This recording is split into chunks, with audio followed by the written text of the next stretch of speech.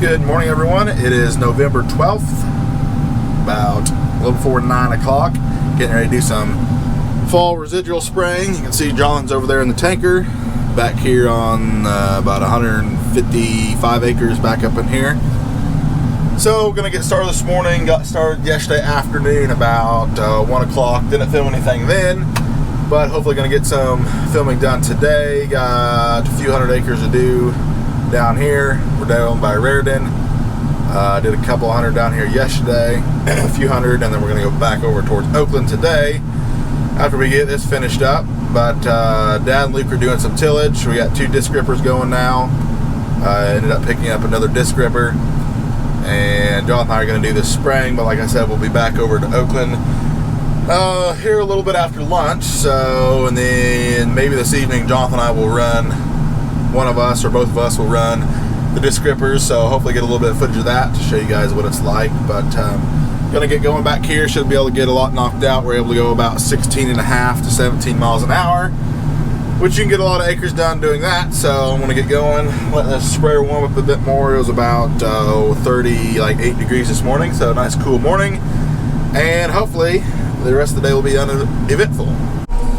As you can see, this bean stubble has been worked. We hit it with a turbo till, and obviously, those of you who know, turbo tills don't do that great of a job really, or any, of killing weeds, which is fine. No, we wanted to get over it quickly, get some bean pummage chopped up and buried a little bit, and then also get some of the dirt up on top of the, or soil I should say, up on top. That way come springtime we have some black soil showing to help warm the ground up. That really helps things instead of keeping it up underneath all that bean pummage. But people are probably wondering why we're spraying in the fall. That's just kind of how things have worked out really well for us. You know, obviously you don't get a whole lot of weeds carry over from the winter, but you do for sure, and it does make a big difference. Even if you do get it too early in the springtime, there's still going to be carryover weeds just that are always coming back.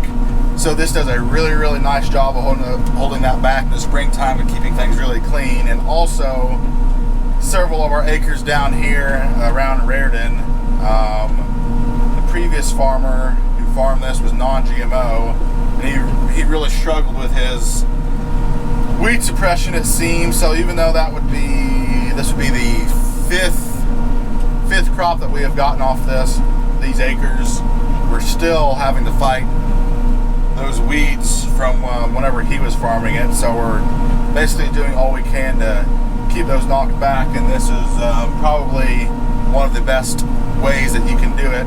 Obviously we'll work it again in the spring and then plant it. Last year we had to work quite a bit of stuff twice in the spring just because of weed pressure. We didn't spray very many acres last year. So we're going to spray, I think, we're going to spray all of our bean acres this year. I don't know if we're going to spray any cornstalk acres or not, but this has worked out really well for us. It is a bit more expensive, but it's definitely worth the headache and the ground conditions in the springtime. This also has a bit of a contact killer in it, just for broadleaf, so luckily we don't have to worry about not getting too close to somebody's yard. I mean, obviously we do, but it won't kill the grass, which is nice, but mainly the residual is what we're wanting in here. There is a few little weeds coming out in this stuff already just because it's been so warm, and we did get that rain a while back, but the contact killer we got in here, burn down, whatever you want to call it, will take care of those. So we got about 100 acres left back up in here. Well, not up in here, 100 acres total. This is a 255 acre field, but kind of a funny looking L-shaped field. So got about 100 acres left, 110 back in here, and then we'll be moving on to the next one. For fall residuals, you're able to spray less gallons per acre, which is nice. So we're doing 12 gallon acre now, which is good for us because of those of you who have followed our channel along know we have a sprayer with a smaller tank. It's only 800 gallons, so we're able to do about 65 acres per fill, which is good. We which really bumps up our efficiency compared to when we're doing like 20-gallon acre work, which that's a lot of filling. So able to get a lot done, which is nice. Just see, probably won't finish up tomorrow.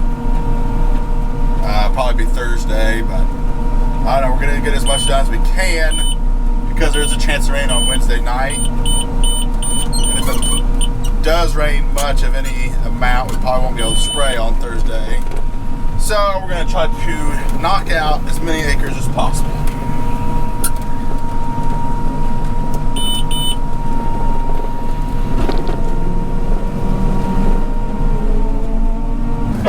Put in backwards, opposite of what they should have been from the factory, and it was never known because the other guy was running the true set, so he bypassed those hoses, and so the plunger valve assembly was one of those hoses. It was backwards. Okay. Well, let's see what that guy worked on it, show it. Yeah, his name's James. He came out helped me with my planter a couple times. He's real good. He's nice. He's about my age.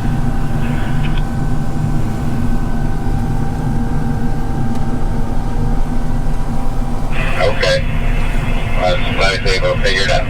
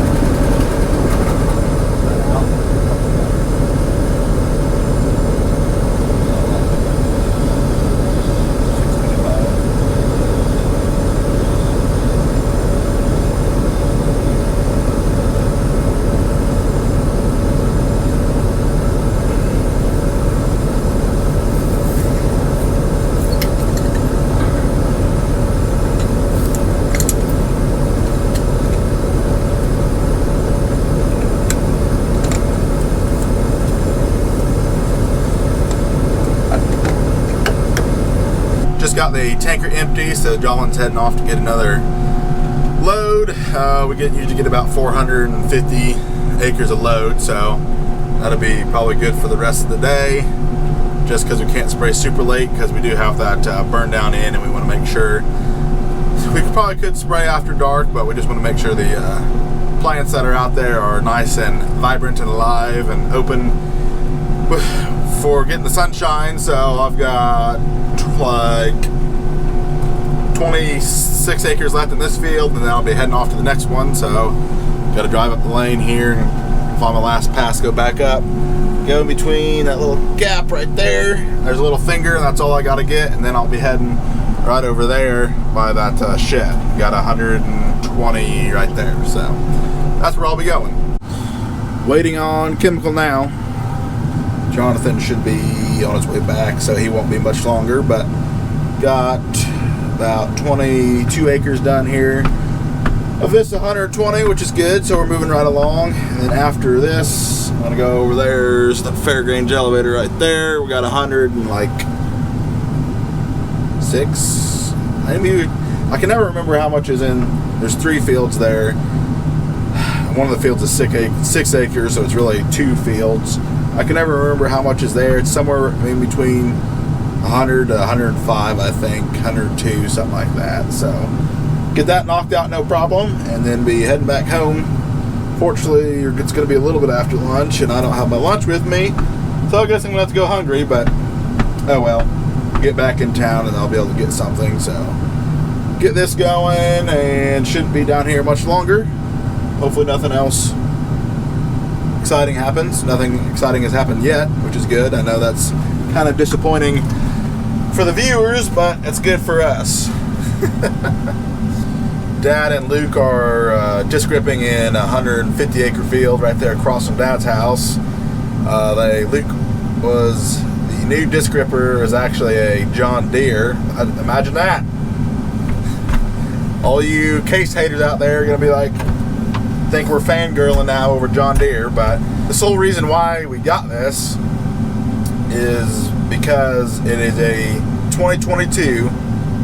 It's only got 2,000 acres on it, and it was, I kid you not, I'm not lying, all you haters out there, I'm not lying when I say this, it was 60% cheaper than what it was going, all the other ones were listed for that we could find to compare prices to online. Basically, a John Deere dealership had bought it, or took it in on trade, sat on it for a year, and a small equipment jockey out in Missouri bought it and has had it for a little while yet, but it was still in Illinois, about 80 miles to the north of us, and they were realizing that they weren't having much luck selling it, so they just somehow were able to keep it here, and we found it and got it for literally 60% of what everything else is listed for. And I'm not sure why it's that cheap. It is in pristine condition, nothing's broken on it, but I'd say that's hopefully how equipment prices are going to start going, because we were kind of thumbing around of trading it in for a case disc ripper, 875. Those are really good as well. Just, you know, we'd basically be getting that money, free money if you will, because we got it for X amount of dollars. We're going to get rid of it for X amount more dollars, so we'd be money ahead to go ahead and trade it off. Well, two red dealers said they'd give us the going price for it, so we'd be money ahead there. Two case dealers said they did not want green paint, and they were honest with us and said they're having trouble getting rid of stuff. They're trying to take in the least amount of green paint as possible, which is to be expected. So hopefully that's a trend we're going to start seeing with the equipment market. Everything is going to start going down. I'm lucky, we got this cheap, so if we decide to keep it, we decide to keep it. If we want to get rid of it, we've got quite a bit of wiggle room, which is really nice. So Luke got it going a little bit yesterday afternoon, but he had to have a John Deere tech come out and help with a few things because it was set up for true set for you John Deere guys out there, so we had to get it switched over to just normal hydraulic stuff for a Case IH Steiger. So he and Dad are both going right now, so that won't take them very long, and they'll just keep hopping around, and then John and I will be the jockey there, trucks around whenever we get done spraying here later on this evening. So hopefully, like I said, we might be able to get in there. They'll want to probably get out of it after we get done this evening, just because, if you know, disc gripping is pretty slow and boring. But if we get into it, I'll definitely bring you guys along. I don't know which machine I'd be in, but bring you along anyway and see how that goes. But unless something comes up, I will let you know when we get back over there to Oakland.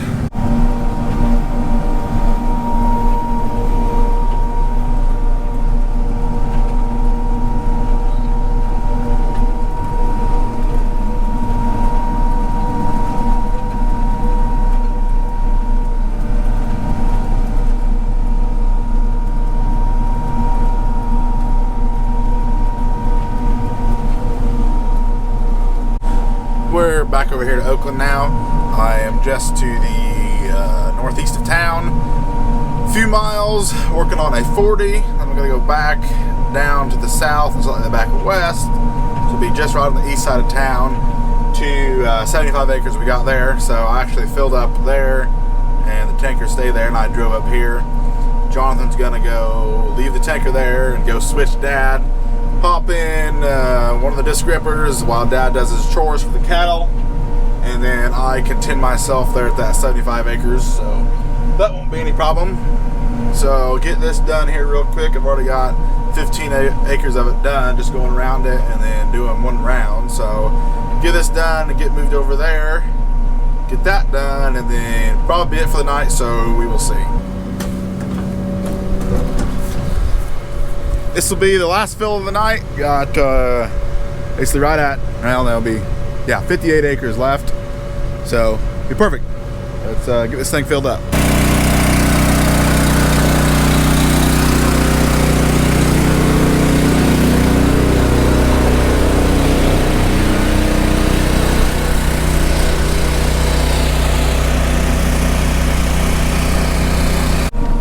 I'm on my last round now, and then I'll be heading just a couple miles to the west to Dad's house to fuel this up for tonight. But I was gonna add up how many acres we did today.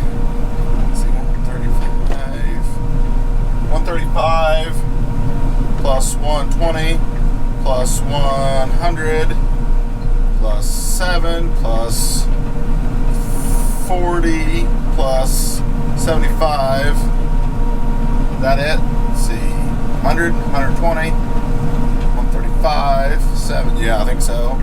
477. So, not a huge amount, but we're also quitting at 4:30 just because it's going to be getting dark, and didn't get started until about 9 o'clock, but not too bad. So we'll see what the weather brings tomorrow. I think it's supposed to start raining some point tomorrow afternoon, but we're going to kind of see in the morning. That way we know how much chemical to get. Get another 450 acres would be nice, but I don't know if we're going to be able to get that. So getting spun around here.